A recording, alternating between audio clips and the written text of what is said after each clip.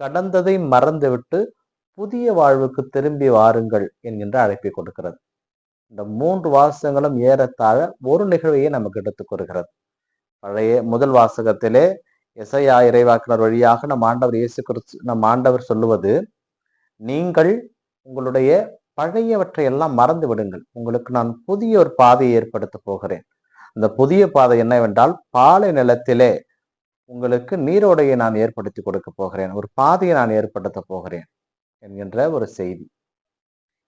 2வது வாசகத்திலே புனித பவுல் சொல்லுகிறார், கடந்ததையெல்லாம் நான் மறந்துவிட்டு புதியதை ஒன்று தேடி போகிறேன் என்ற ஒரு செய்தியை கொடுக்கிறார்.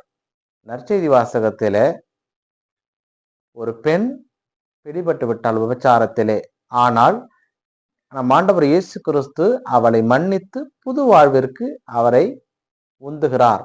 இனி பாவம் செய்யாதே போ என்கின்ற நிகழ்வு. இந்த 3ஐ பற்றி தான் நாம் சிந்திக்க இருக்கிறோம்.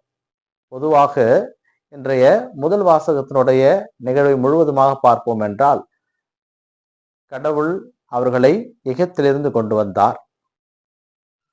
அவர்களை பழையதை மறந்து விடுங்கள் என்று சொல்வது, எகிப்திலிருந்து கொண்டு வரும்போது அவர்கள் செய்த செயல்பாடுகளை அவர் நினைத்து பார்க்க வேண்டாம் என்று சொல்லுகிறார். என்ன செயல்பாடுகள் செய்தார்?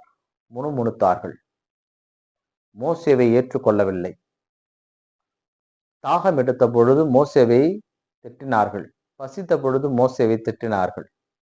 இவர்கள் மீது கோபம் கொண்டு கடவுளே கொள்ளிவாய் பாம்புகளை அவர்களுக்கு விடுகிறார்.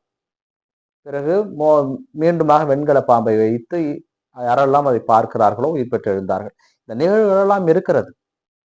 ஏனென்றால் இவர்களுக்கு ஒரு தாயை போல கரிசனையோடு கடவுள் அவர்களை எகிப்திலிருந்து கூட்டி வந்தார். எந்த அளவிற்கு என்றால், இன்றைய முதல் வாசகத்தில் நாம் பார்க்கின்ற பொழுது அவர்களை கடலிலே அமிழ்த்தினார். அவருடைய குதிரைகள் எல்லாம் கடலுக்குள் போனது. அந்த எகிப்தில் இருந்து அவர்கள் தப்பித்து வருகின்ற பொழுது செங்கடல் இருக்கிறது. திரும்பி பார்த்தால் எகிப்தியர் படை வந்து கொண்டிருக்கிறது. இந்திய பக்கம் பார்த்தால் செங்கடல் இருக்கிறது. இந்த பக்கம் தொடர்ந்து அவர்கள் தண்ணிக்குள் செல்ல முடியாது. பின்னே எகிப்தியர்கள் வந்து கொண்டிருக்கிறார்கள். அவர்களுக்கு அதுதான் முடிவு, அதற்கு மேல் ஒன்றும் கிடையாது. அந்த இடத்திலேதான் கடவுள் அவர்களுக்கு புதிய வாழ்வை கொடுக்கிறார். தண்ணீர் வழி கொடுத்தது. அந்த தண்ணீர் வழி கொடுத்தது, அதனுள்ளே கடந்து செல்கிறார்கள். தண்ணீர் இஸ்ரேல் மக்களுக்கு வழி கொடுத்தது, எகிப்தியர்களுக்கு அது முடிவாக அமைந்தது.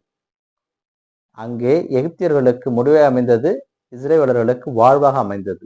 அதான் யோவான் நற்செய்தியாளர் சொல்வது போல, இயேசு கிறிஸ்துவே அந்த உயிருள்ள தண்ணீர். பிரியமானவர்களே, இன்றைய 2ஆம் வாசகத்திலே புனித பவுல் அழகாக சொல்லுவார், என்னை